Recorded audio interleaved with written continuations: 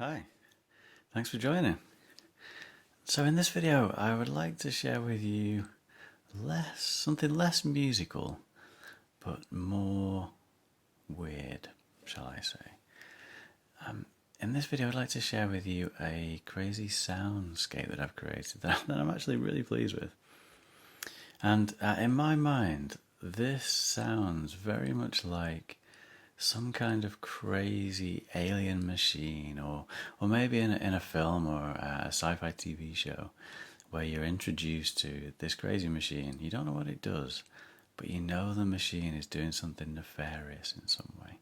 So I thought I'd just walk you through how I created this patch, and hopefully you'll be interested in it. So let's get started.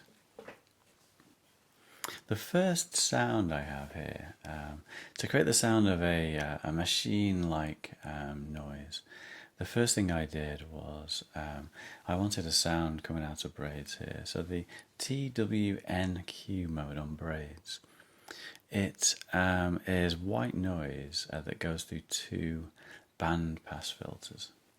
So what I'm doing here, I've got a clock off screen, and that's going into the time apprentice up here, the Shackmat time apprentice. The clock is being divided by 8, so I'm creating a slow pulse here. Out of that, I'm going into the trigger input on the Braids, and then I'm also going into a dual ADSR, Dofa dual ADSR here. Coming out of that, I've got the audio from Braids going into the Veils VCA, and I've got the envelope from the dual ADSR driving or controlling the sound here. Coming out of Veils, I'm going into an FX8, an XL unit, and that's providing some shimmer reverb at the end. So let's have a listen.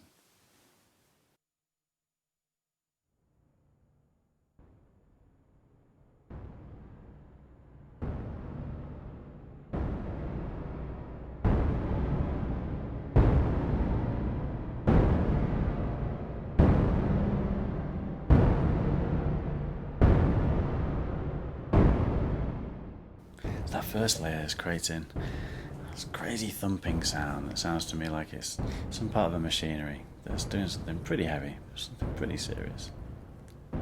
The next layer I added to this was something that created a little bit of tension. And I started with the Loquelic Iteritas here.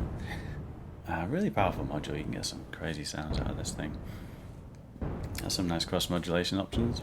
You can do anything from a sine wave to, I don't know, something like a cat being hacked with an axe. So I'm modulating the morph input here from the Behringer 140. Coming out of the Loquelic, I've gone into a low pass gate. This is the TACAB 2 LPG.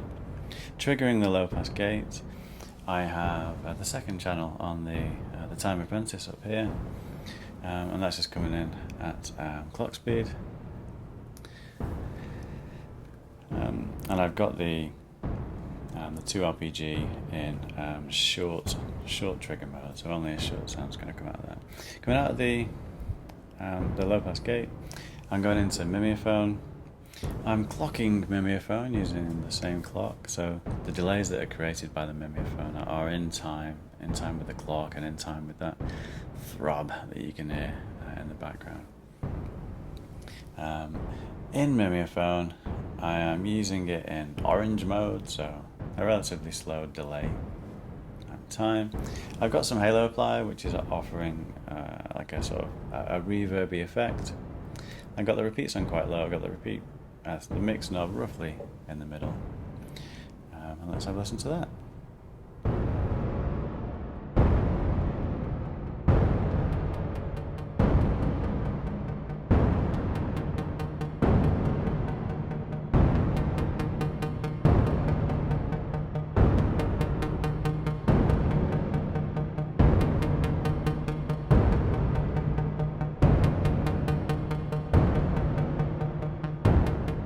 I really like the way those sounds complement each other. You've got the throbbing machine sound, and then you've got the Loquelic adding some tension. Just to give you an idea of the different modes of the 2 LPG. This is the short mode, medium mode, and then middle we've got the longer mode.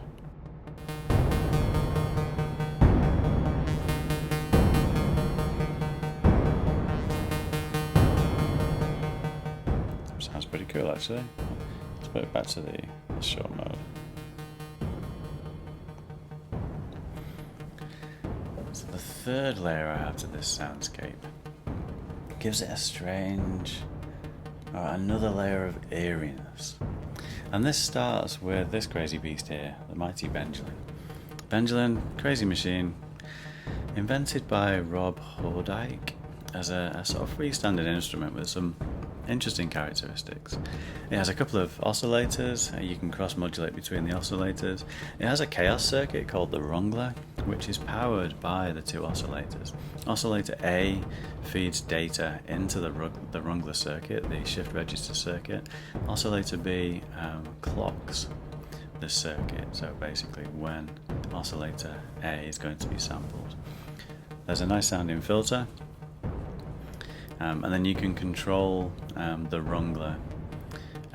You can choose to, like the Turing machine, that's the Turing machine down here, it's just you can't quite see. You can choose to allow new data in or keep it in a loop. So I've enabled the switch here to have it in a loop, but then I've got the loop offset somewhere around the midpoint, so it's letting in some new data, it is creating a bit of a variation. I have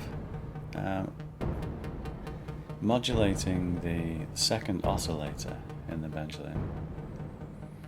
I have a sort of ramp shape here from the B output of Rampage.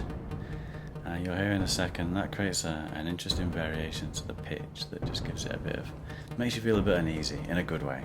You'll hear what I mean in a sec. I've got the output of the Benjolin going into the 380 attenuator here, the Taco 380 attenuator. The output is really hot from the Benjolin, so I just wanted to control that a little bit. Coming out of the attenuator, I'm going into the TACAB state variable filter. I really like the sound of this filter. This filter is in min resonance mode, so not max resonance mode. It gives you a bit more of a warmer resonance sound to it. Modulating the filter, as you can see, I've got a couple of inputs here. The input on the right is the attenuated input. You see the red knob, it acts as an attenuator. And you can actually see the voltage going into that input on the scope here. So what's creating that voltage? So we have tides doing its stuff. Tides allows you to create some really interesting waves actually, so add quite a lot of character to things. So what I'm doing here is taking the uni output from tides, and then I'm also changing tides a little. So I'm modulating the slope to give it the wiggly effect using a triangle shaped ramp slope on channel A of Rampage. So that's creating the crazy variation. When I first pushed that into the filter, I loved the warble that it created, but it was just a little bit too much. So what I did is I chose to use the freeze input on tides, and that allows you to stop the modulation that's coming out, or just freeze it at that moment in time. So I'm using the positive output of a sine wave LFO coming out of the Bay range of 140, and then when this is high, you can see on the scope when that green light goes high, you can see that there's a slight delay on the scope, but you can see that it levels off, it freezes it where it is. Coming out of the filter, going into another FX8 unit, and I'm applying a black hole reverb here. So let's have a listen.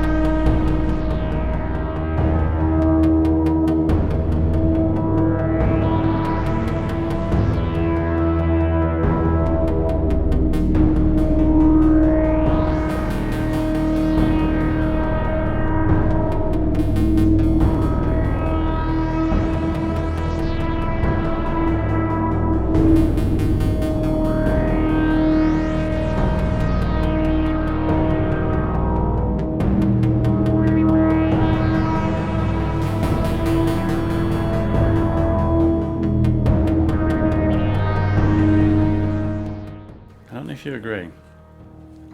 But I think it sounds like a crazy machine in a really weird scene in a movie or a TV show.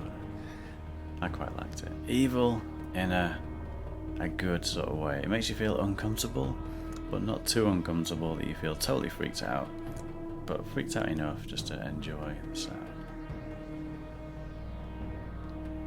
Alright, we'll leave it there. So thanks for watching. Take it easy.